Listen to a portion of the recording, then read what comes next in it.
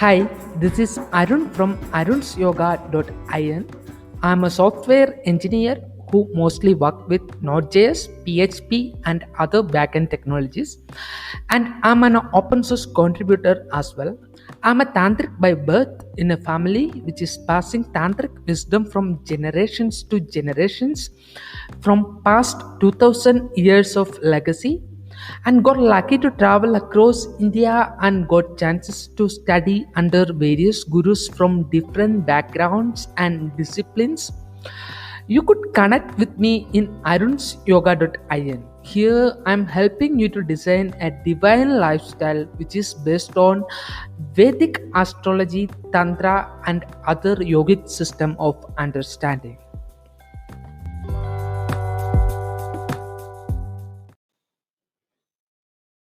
Hi all, here is the video of our monthly meditation gathering. This workshop, titled as Consciousness Transformed, COVID, Global Uncertainty and Kundalini Yoga. This recording is given to whoever was not able to attend, and if you wish to join our next workshop, please subscribe to our YouTube channel or register on arunsyoga.in so that you will be get alerted when we are having our next workshop. However, welcome to our June workshop, Consciousness Transformed, COVID, Global Uncertainty and Kundalini Yoga. Okay. Thank you Hello, all. everyone. Thank you. Thank you. Hello, everyone. Thank you so much for joining us, and welcome as well to those of us who aren't able to be with us at this particular time because of the time difference, but will be joining us afterwards. You're all held in consciousness. Before I start, I'd like to go over a few practical things. I take it you can all hear me and see me okay? Can you hear me okay? I take it you can. If there's a lot of background noise where you are, then we ask you to mute your phones just out of consideration to everyone else who's listening. But obviously you can unmute your phone or device that you're listening on. If you'd like to ask any comments or raise any questions. And whilst I'm talking, I certainly invite you to comment, share any thoughts or ask any questions, because I don't want what I share with you just to be words. I want it to have meaning for you. So we'll start with my session. And I'm going to be talking a little bit on the subject of Consciousness Transformed, which is a book by Joel Goldsmith. And then we'll have Aaron's session and he'll elaborate on that theme. Before I do, I'll just introduce myself and then we'll have a brief meditation. For those of you who don't know me, my name is Heather. I'm the founder of Mystical Meditation, and I host and organize spiritual talks and events in London and California. The work that I do is based mainly on the teachings of Joel Goldsmith, who was a 20th century American mystic, and I've been studying his teachings for very many years now. Okay, well, that's a little bit about me. Let's start with a meditation, just a very brief meditation. Those of you who are present with me now are familiar with meditation, so I won't talk about ways in which we can meditate, but I suggest that we just be still for a moment or two in any way that has meaning for you. And if you'd like to close your eyes, you're welcome to. So let's just be still together for a moment now.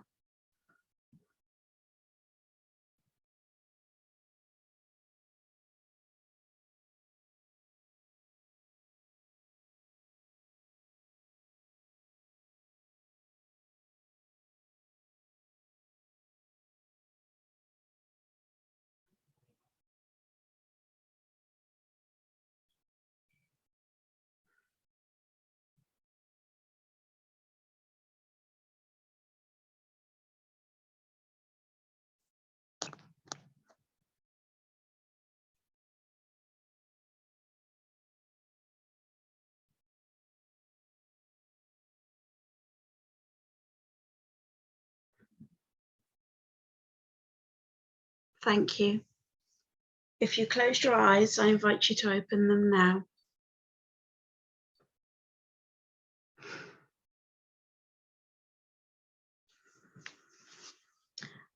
So as I've said, we've chosen for the topic for our workshop today, the subject of consciousness transformed, which is the title of one of Joel Goldsmith's books, which is actually a collection of talks that he gave in Hawaii from 1963 to 1964.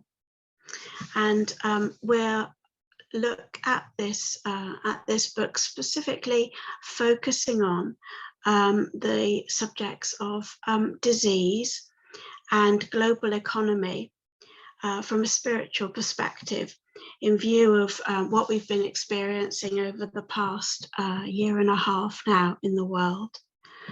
And Joel tells us that the root of both of these problems, so disease and economic downturn, is what he describes as fear, a belief in two powers. And he calls this over and over again in all of his books, a belief in God and a belief that there's something other than consciousness, spirit, life. Joel uses these words interchangeably.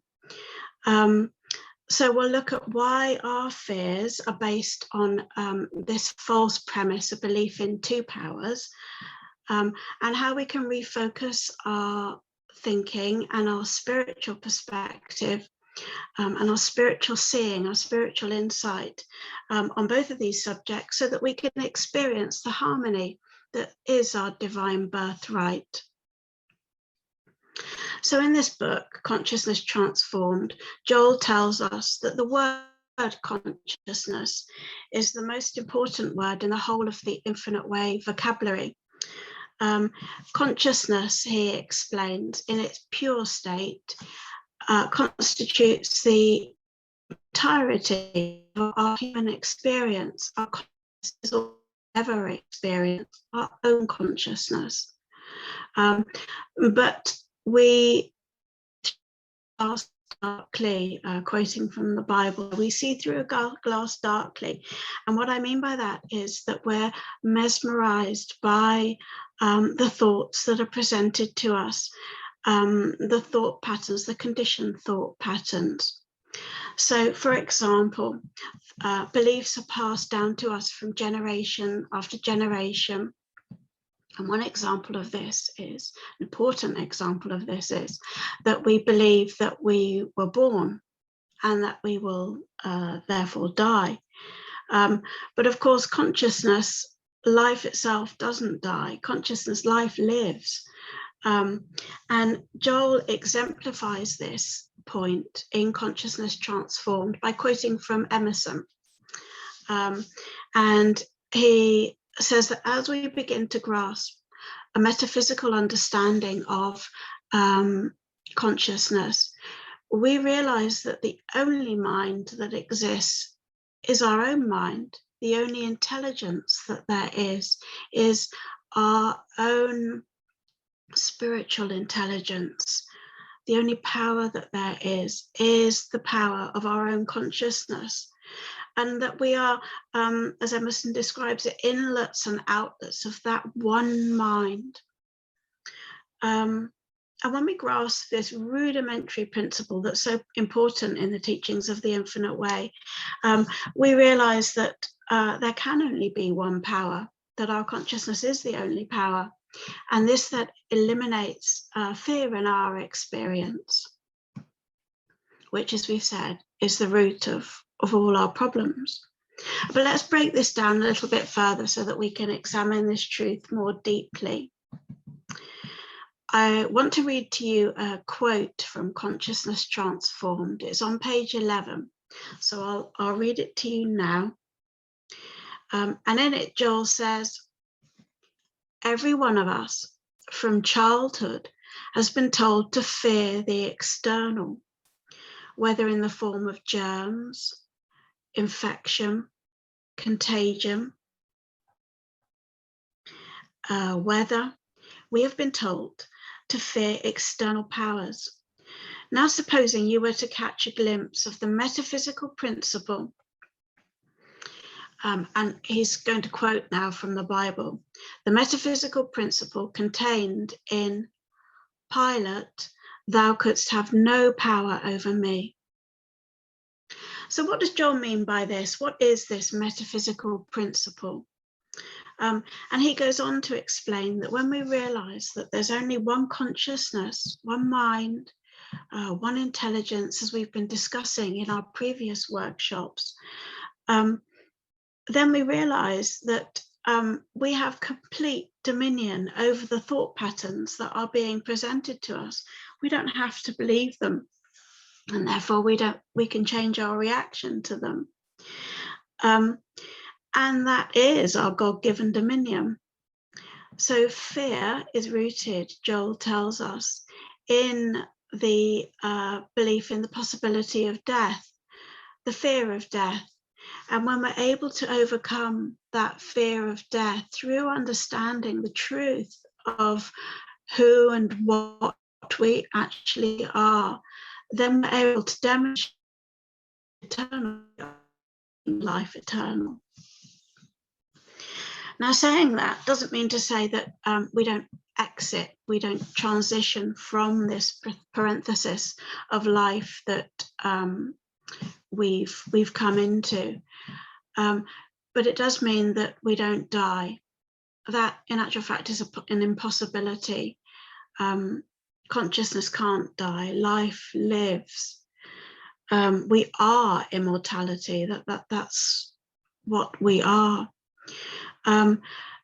But we no longer give false power to the external, which it simply doesn't have, because there is nothing external to our own consciousness. There is nothing. We are the substance of everything that we experience in every moment. Our consciousness is the substance of that. So, as Joel puts it, the only power that is being. The only power that is being. And taking that a step further, we then realize that nothing is actually imbued with the power of evil. So where we've been fearing a disease, for example, or a lack, as in the lack of finances, lack of well-being, we realize that there is no power in anything external to us, because, as we've just said, there is nothing external to us. And really, this is so fundamental in Joel's teaching. The crucial difference is that life appears to react to it appears to respond to our reaction to it. And therefore, if we want to change our human experience, we need to change our reaction to it. And this makes me think of Shakespeare, quote from Shakespeare, which Joel does quote in another one of his books, and that is, nothing is good or bad, but thinking makes it so. I'll share with you a quote that I love from Neil Donald Walsh, the Western spiritual teacher. He's most well known for his book, Conversations with God. But in this quote, he explains what I've just shared in this way. I'll read it to you slowly because it's such a poignant statement. He says, quantum physics tells us that nothing that is observed is unaffected by the observer. That statement from science, this is still his quote, holds an enormous and powerful insight. It means that everyone sees a different truth because everyone is creating what they see. So when I read that, I think of, again, quoting from the Bible, in my Father's house, there are many mansions, i.e. there's just one consciousness, but we all have different perceptions within that one consciousness. And Joel elaborates on this in this way. he says, again, I'll quote for you from Consciousness Transformed. You realize that there is only one. You're never using one power over another. And bear in mind, we're thinking about this in relation to what to do if we're faced with the appearance of a disease, as in COVID, or what to do if we're faced with the appearance of a lack of income, a lack of financial well-being. So you're never using one power over another, nor are you protecting yourself from a power. Your protection is the realization of yourself as the only power. There is no such thing as God protecting us. The I of us is the power, and there's nothing to be protected from. Now, isn't that so radically different from the way that we've often been conditioned to perceive our experience? So before all of this becomes too theoretical and too much quote-based, I want us to consider how we can put this spiritual truth into practice in our own experience. So if, as we've seen globally over the past year, we're faced with the appearance of a life-threatening disease or an economic downturn has been rife in the wake of the pandemic, how can we know the truth and see it for ourselves as our experience? Well, before I explain, let me just give you one more quote from Consciousness Transformed, in which Joel says, "There is no God protecting us because there's nothing to be protected from. If you want to be free, you have to leave this world and get into God's kingdom. Only in proportion as you can recognize the impersonal, universal nature of error and then realize it as a non-power, only then are you protected. And only then can you do the healing work. There is no God and, remember we're going back to there is no God and. There is no God and a disease. There is only God, i.e. consciousness. And everything that happens to us as sin, disease, lack, or limitation represents an appearance, and the recognition destroys the appearance." So that's the end of the quote. Now there's two facets here that I'd like to pick up on. The first is what Joel means by God's kingdom. Do you remember he mentioned God's kingdom? Now I take God's kingdom to mean our consciousness, spirit, life, that invisible part of ourselves that appears to be back of us, but in actual fact constitutes our whole experience. And when I'm resting back in the conscious awareness of that invisible part of myself, when I'm, Joel often calls it communing, I like to think of it as being, when I'm just being that invisible part of myself, resting in it, I am consciously in God's kingdom and therefore experiencing the harmony of this. The second thing I'd like to mention here is Joel's description of the human world as an appearance. Now, when we know that all sensory experience, if you remember, we talked about this a little bit in our last workshop, all sensory experience is in substance, thoughts. Everything we perceive is a mental image. Just like in dreams, it has no absolute reality. And when we're looking out through spiritual eyes, so when we're resting in that invisible part of ourselves, looking out through and as the light of consciousness, then we see that the human experience is ephemeral. It becomes a very concrete experience for us. And it's resting consistently in this seeing that produces harmony in our experience. And there's a super quote from Lao Tzu that I love that really captures the whole practice of the infinite way. And Lao Tzu says, remain in the center watching, and then forget you are there. Remain in the center watching, and then forget you are there. And that, in a nutshell, for me, captures the whole teaching of the infinite way, because we're encouraged to remain in the center of our being, looking out, watching, allowing consciousness, the consciousness that we are, to flow out through us, not reacting to the mental images that our mind is presenting to us. And therein lies our peace. Does anyone have any comments or questions that they'd like to share at this point?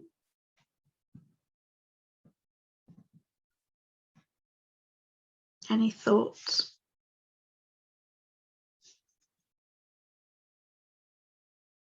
I think it's something that often needs to be dwelt on and contemplated deeply. And the more one does so, the deeper the practice becomes. Okay, well, if there's no questions, then let's end this very short session today with another brief meditation, and then I'll hand over to Aaron.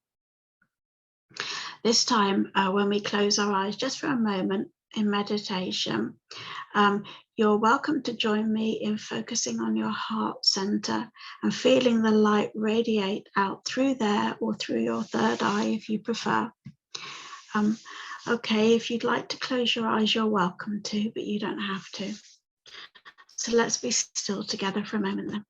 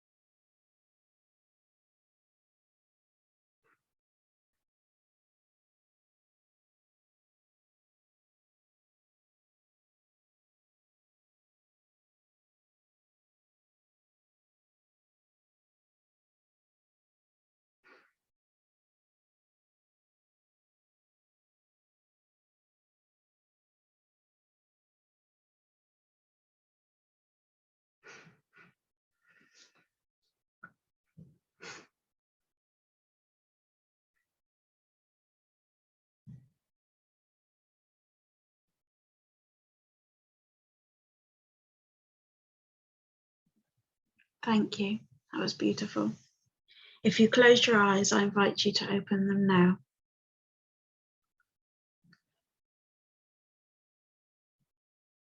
Okay, Aaron, I'll hand over to you now. Thank you.